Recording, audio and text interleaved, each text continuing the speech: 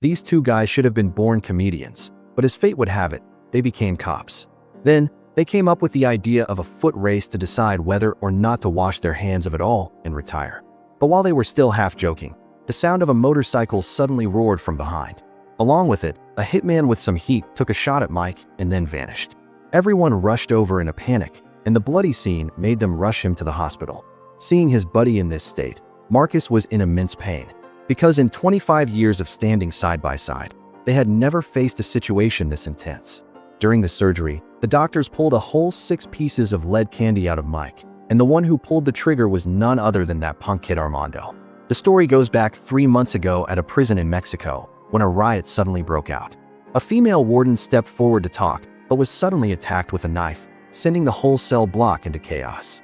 In the monitoring room, security officers spotted it and immediately called the tactical team to quell the riot.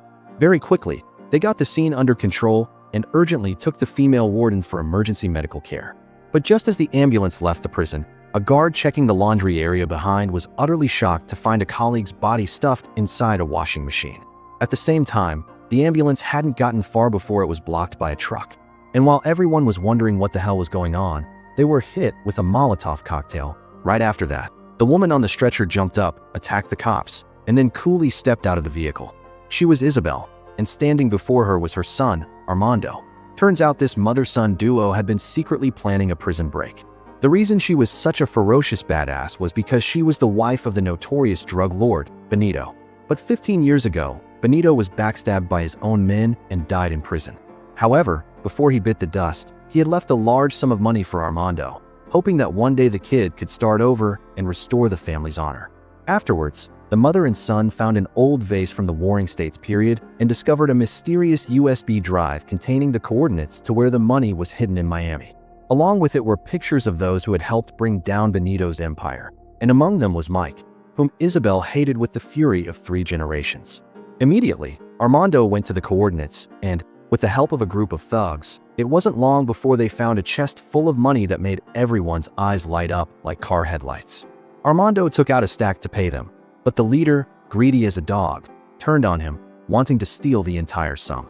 But Armando wasn't some TikTok gangster. He was the real deal and straight up put the leader in a coffin to go see his ancestors, then said that if you're with him, you live, but if you're against him, you pray. If any of you little brothers refuse, don't ask why fish can't swim backwards. The statement, hard as concrete, made every single one of them bow their heads because they knew the consequences of defying Armando. He then ordered his men to gather all the money and reported the situation to his mother. Seeing her son get the job done, Isabel was as happy as a farmer with a bumper crop, and with this money, the mother and son could not only rebuild their empire, but also fulfill Benito's dream of revenge. The scene shifts to the beautiful city of Miami. Right now, a damn fine Porsche is tearing up the streets, and sitting inside is none other than the golden couple of comedy, Mike and Marcus. They are both legendary, notorious detectives, and just the mention of their names is enough to make criminals in the area tremble like a leaf. However, 20 years have flown by, and they both have their own families. The reason they're driving like they've got a pack of dogs on their tail today is because Marcus's grandchild was just born. His little girl from all those years ago has grown up, gotten married, and had a child. Mike feels incredibly happy for his old friend and teases him that he's a grandpa now. Meanwhile, looking at his tiny grandchild, Marcus starts to entertain the idea of retiring to have more time with his family. And that evening, at the party celebrating the birth of Marcus's grandson, the two of them celebrated together. Marcus confided in Mike that they were both old now, and the only thing he wanted was to watch his grandson grow up day by day. In stark contrast to his friend, Mike refused to accept that he was old. He always thought he was still in his prime. And hearing Marcus's confession, his heart suddenly felt empty. Afterwards, the entire police department came to celebrate. They ate, drank, and participated in various recreational activities, making the atmosphere lively. At that moment, Mike, seeing his friend's determination, proposed a bet. They would have a race to decide their future. If Marcus won, they would both hang up their spurs together. But if he won, Marcus would have to continue riding with him. Hearing this, Marcus, out of options, had no choice but to step outside to prepare for the race. The captain also joined in to act as the referee. And so, the race began amidst the roaring cheers of everyone. But just as Mike was enjoying his lead, a motorcycle suddenly sped up from behind and unloaded a barrage of lead candy. And because it was so sudden, Mike took the hits and went down. This left Marcus in complete shock, and the team immediately rushed Mike to the hospital in critical condition. Throughout the hours of surgery, Marcus swore that if Mike woke up, he would never use violence again. Inside, the doctors removed 6 rare 9mm armor-piercing slugs, and Mike fell into a coma for many months. And the person who assassinated him was none other than that punk kid. When Isabel found out her son had disobeyed her orders and gone after Mike first, she was furious. She laid into the kid with a lecture, but Armando just said that what's done is done, and Mike might never wake up anyway, so she didn't need to get so worked up. Hearing this, Isabel felt a little more at ease and proceeded to assign him a new task: the high-ranking officials in Miami. Meanwhile, the police were tracing the 9mm lead candy but couldn't find any leads because the bullets were too unique. But in the following days, Armando continued to act as if he owned the sky and kept making his moves. The kid rode his motorcycle, his face covered, and struck repeatedly, and in just 1 week, all the related names were put down. Despite this, the police still had no leads to investigate, and very quickly, this news reached the government. They demanded the police department solve this case immediately, and under pressure from the higher-ups, Captain Conrad formed a special task force in Miami, codenamed AMMO, led by Lieutenant Rita, who was also Mike's ex-girlfriend.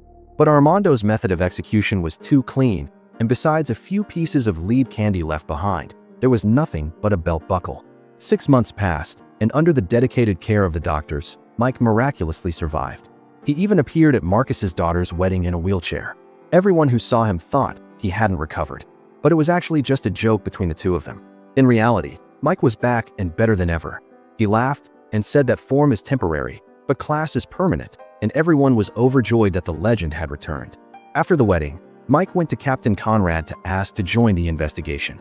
But before he could even get the words out, the captain refused, saying Mike needed to rest. "My newly formed task force will handle it, so you don't have to worry, kid." Hearing this, Mike felt something wasn't right, as this task force was full of fresh, young faces. But the captain had absolute faith in them and firmly denied Mike entry into the investigation. That night, Mike went to find Marcus to ask about the retirement he had heard about from the captain. Mike said that Marcus had lost the race and should have kept his promise. Hearing this, Marcus was at a loss for words and replied that it was all over. Because when Mike was in a coma, he had promised God that if Mike woke up, he would stop using violence. And now that Mike was awake, he had to keep his promise and not participate in any more missions. Hearing this, Mike was completely dumbfounded and begged his friend to go on a revenge mission with him. And this was a rare occasion where he humbled himself in front of his best friend. However, Marcus still firmly refused. "Our time is over, my friend. And right now, I want to spend the rest of my time with my family." This answer left Mike feeling incredibly dejected, and he decided to act on his own. It wasn't long before the news of Mike's survival was leaked by the media. Isabel also quickly received the information and immediately summoned her son to strategize on how to eliminate him. Seeing the news, Armando got pissed off and re-uploaded the video of him shooting Mike 6 months ago onto Facebook to tarnish his honor. The clip quickly went viral on social media, and clearly, the kid had achieved his goal of making Mike see red. That evening, Mike's ex-girlfriend, Lieutenant Rita, came to advise him to just let it go, meaning to just sit back and relax and let the AMMO team handle everything. However, Mike was known as a bad boy in this Miami area, so of course he wouldn't listen. So, the very next morning, he used some old leads to track down a bar.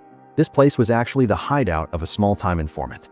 Immediately, without many words, he slammed the guy onto a table.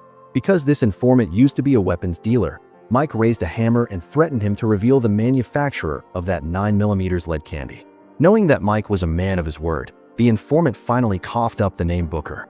And while Mike was tirelessly hunting for the culprit, Marcus was casually at home, blasting Vina House music and busting out some slick fan dance moves. As for Mike, after getting the information, he immediately brought it to Captain Conrad. He hoped to use this information as a bargaining chip to join the investigation. Furthermore, the fact that the culprit brazenly posted the video was a blatant challenge to the police. The captain realized that Mike would probably never give up and would fight to the end, even if he was alone. He also knew that Mike was more stubborn than concrete, so he finally let him join the AMMO task force. But with one condition: Mike could only observe and advise everyone. If he messed up, he would have to face the consequences himself, while Rita and the others strongly objected. But this was the only way to keep Mike in check. Otherwise, if he went rogue and raised hell, it would be a total disaster. After that, the team officially got to work based on Mike's lead. The team quickly moved towards the operational area of the arms dealer, Booker. At that moment, he was preparing to carry out a big deal. At first, everyone thought this mission would involve a fancy armored car, but unexpectedly, it was a vehicle from World War II. It might look janky, but inside, it was fully equipped with badass modern technology. At the same time, a team member used a drone to recon the area and discovered Booker conducting a transaction with a gang in an abandoned building. And the merchandise was the 9mm armor-piercing lead candy they were looking for. As Booker was presenting the product, Mike felt something was off when he saw the gang's money bag had nothing but a belt buckle in it. And this was clearly a trap. In reality, this crew had disguised themselves as buyers to eliminate Booker and steal the goods. And if he bit the dust, their only lead would disappear. Immediately, Mike grabbed his heat and jumped out of the car, despite Rita's attempts to stop him, and fearing Mike wouldn't come back, she had to send him back up. Very quickly, they were near the transaction site, and just as predicted, the other gang showed their true colors, and without another word, both sides opened fire like it was raining bullets. The sound of gunfire echoed throughout the abandoned factory, and Booker quickly ducked into a corner to hide. At that moment, Mike charged in, shot a paint can, and slid while firing. Seeing this, his teammates rushed in to provide support, and Mike ordered them to cover him while he closed in on Booker. Very quickly, he had him under control, and thanks to the timely support of his colleagues, the situation inside was temporarily stable. Then, Mike told the perimeter team to get ready for backup and turned to tell Booker that if he didn't want to go meet his maker, he had to come with him.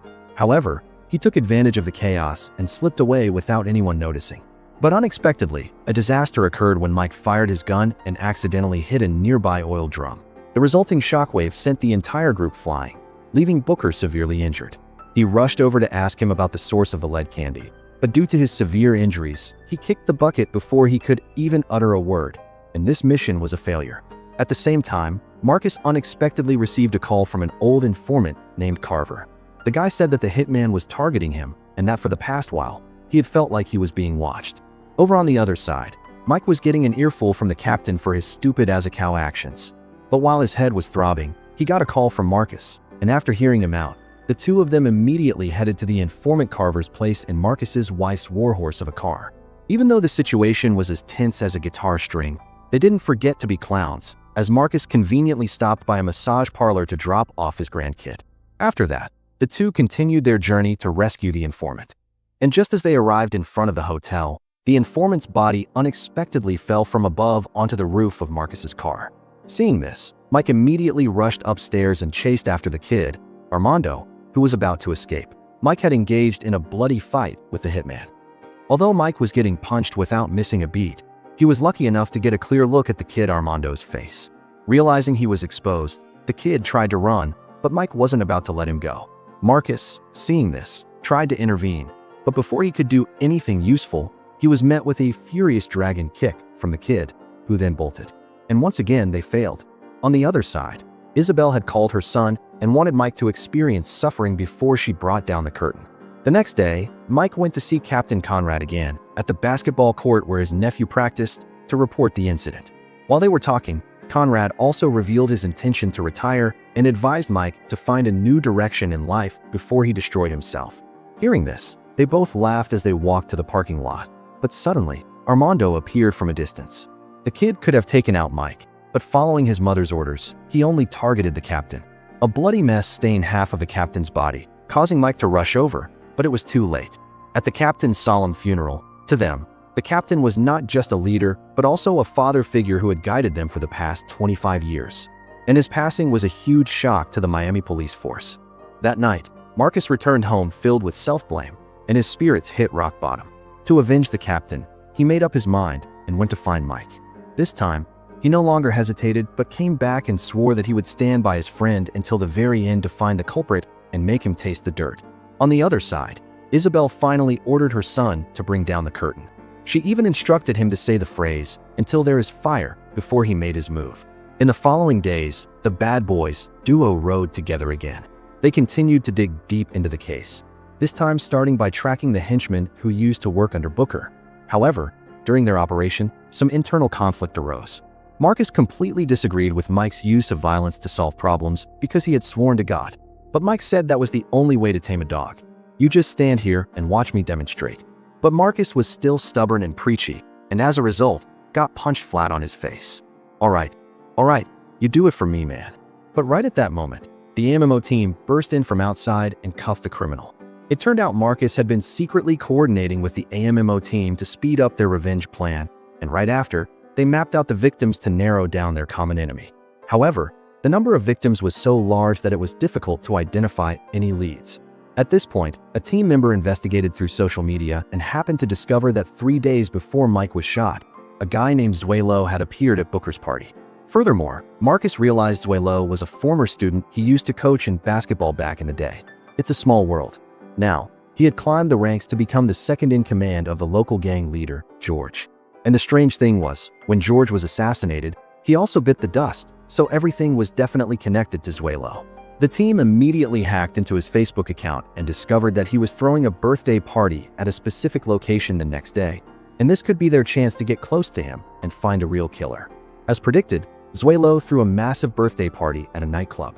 So the team dressed up like club rats to blend in, and to minimize casualties, they decided to use rubber bullets. The party started, and they successfully blended in. Mike then spotted Zuelo on the second floor with a lot of hot, fresh babes, especially the ones shaking it like crazy. A female colleague, disguised as a waitress, got closer to observe and discovered that his crew was as thick as flies, all fully armed with heat. They waited until everyone swarmed in to wish him a happy birthday. Then Mike and Marcus flanked Zuelo, trapping him in the middle.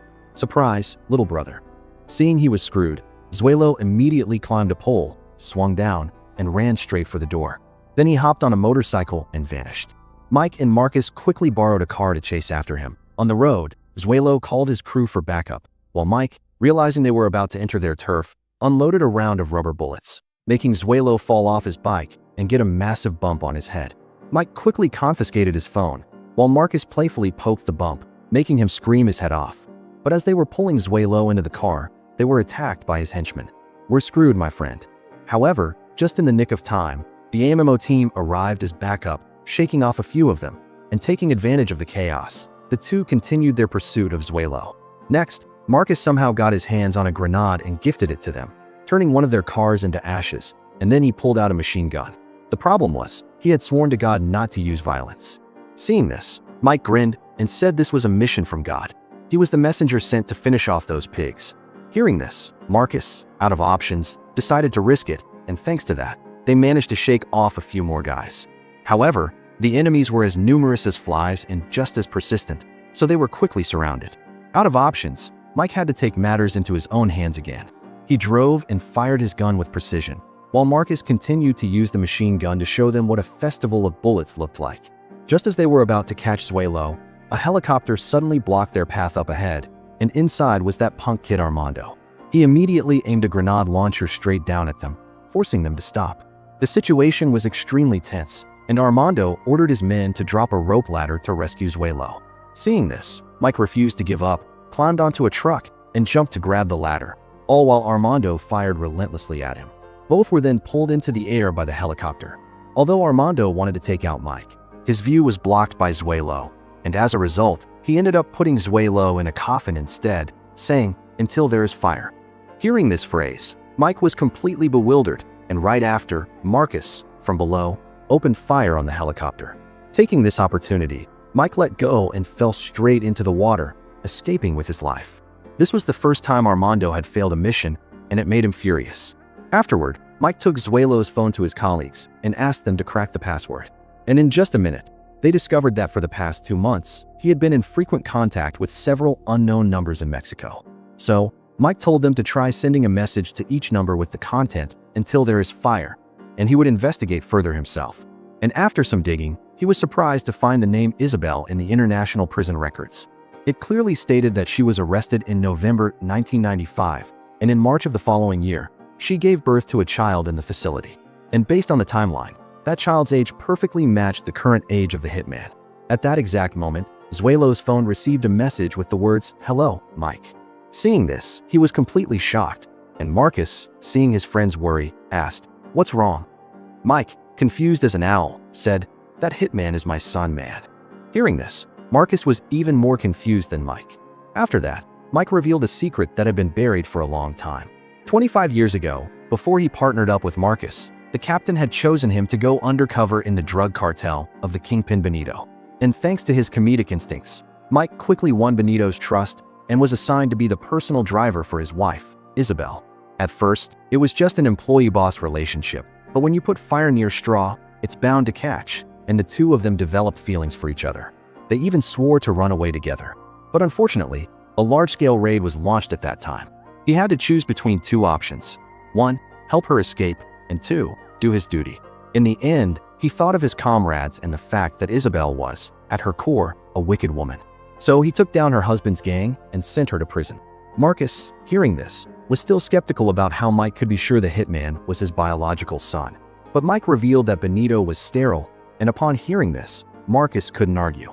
And Isabel gave birth just 8 months after being arrested. And the phrase, "until there is fire," was the vow of love they had once made to each other. So he believed that the hitman was his own flesh and blood. After that, Mike was determined to go to Mexico alone to clear things up. Marcus wanted to go with him, but Mike vehemently objected. Despite this, he still insisted on accompanying his friend to face that evil woman. On the plane, Marcus laughed and said, "We've been through 25 years together, so we share the good times and the bad. I'll have your back." The remark made the nearby passengers almost piss their pants, thinking these two guys were terrorists. Very quickly, they landed in the city of Juarez, Mexico. They immediately sought out their old informant and bought some more heat to prepare. But the day before the operation, Mike suddenly received a message from Zuelo's phone. The content was just an address and an invitation to meet at 6:30 at a palace. At that exact moment, the AMMO task force also arrived. It turned out Marcus was afraid these two old geezers couldn't get the job done, so he had called them for backup. They even brought all the necessary gear, ready for a fight. Moreover, this was a secret mission, so if anyone went down, it wouldn't be traced back to the Miami police. The team then began to strategize, and it was decided that the punk kid Armando would be left for Mike to handle. The next day, Mike went to the rendezvous point at the palace alone, while the AMMO team provided support from afar with a drone, and Marcus would secretly follow the planned route. At the palace, Mike met the person from the text, and it was none other than his old flame from years ago, Isabel. She had even set up a romantic dinner to welcome the man she once loved, then promptly ripped the hidden camera off Mike's collar. Mike then questioned her, "Why are you doing this? Why did you hide the fact that you had a son with me?" Isabel just gave a cold laugh and said that he was supposed to be a gift she was going to give him when they ran away together, but in the end, he chose betrayal. Meanwhile, Marcus was still advancing deeper, while Mike continued his war of words with Isabel about their son. And just as things reached a climax, Marcus appeared but was immediately subdued by Armando and dragged into the room. Above them, hitmen armed to the teeth forced Mike to drop his weapon. But while the two sides were in a tense standoff, the AMMO team suddenly fired a rocket, saving the day. Lead candy flew everywhere like a storm. Seeing this, Armando told his mother to escape to the roof first. Immediately, the AMMO team's drones were shot down one by one. Down below, the situation was still tense. Mike used a tabletop as a shield to cover Marcus, and the two of them made their way down the hallway, breaking through the enemy's encirclement. At this moment, a helicopter appeared on the roof to extract Isabel and her son. Seeing this, Mike told the AMMO team to provide cover while he and Marcus chased them upstairs. And thanks to their fearless spirit, the AMMO members quickly gained the upper hand. In particular, Lieutenant Rita was a total badass, taking down several enemies in a single breath. But then, one of the enemies suddenly fired a rocket, blowing up the staircase. But luckily, Marcus and Mike managed to dodge it in time thanks to their team's cover. Finally, they both caught up with Armando and his mother. And just as they were about to board the helicopter, Mike told Marcus to aim for the rotor, but for whatever damn reason, his friend aimed at the pilot instead. The helicopter lost control, crashed into the dome, and fell straight into the lobby, engulfing the entire area in a sea of fire. The building was now shaking as if it was about to collapse, forcing everyone to scramble and flee. After the fire began to die down, Mike and Marcus cautiously approached Armando and his mother. But just as Mike was about to urge his old flame to surrender, a hand suddenly shot up from the ground and pulled him down to the floor. It turned out Armando had been lying in ambush. Above, Marcus took a few hits from the furious Isabel. He threw a haymaker that knocked her out cold on the spot. Meanwhile, Mike was still getting relentlessly pummeled by his son. He took advantage of an opening to get the kid in a chokehold. But just as Armando was about to see the light, Mike remembered the saying blood is thicker than water. So he gradually loosened his grip, but Armando didn't understand. And finally, Mike revealed the truth. "You are my son. Hearing this news, Armando was completely bewildered. The kid immediately attacked, but Mike resolutely refused to fight back. It wasn't until Armando dragged him to the edge of the balcony that he began to question things. But Isabel chimed in, urging the kid to finish Mike off. However, Armando hesitated, which infuriated her, and she pulled out a gun to do it herself. Although Armando jumped in to take the bullet for his father, she stubbornly fired again, but luckily, Rita appeared just in time to take her down.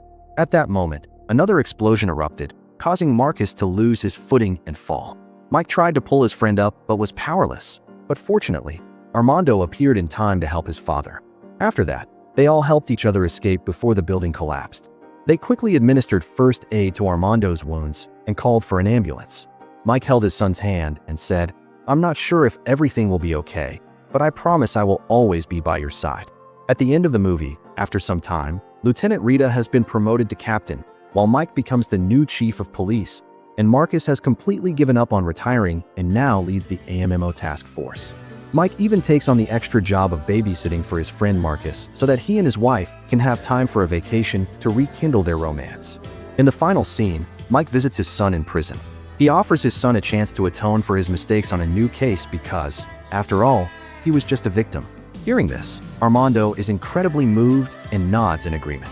And this sets the stage for the next chapter for this bad boys duo. Thank you for watching the movie. If you enjoyed it, please subscribe and smash that like button for Lon so you don't miss out on any more incredibly exciting movies.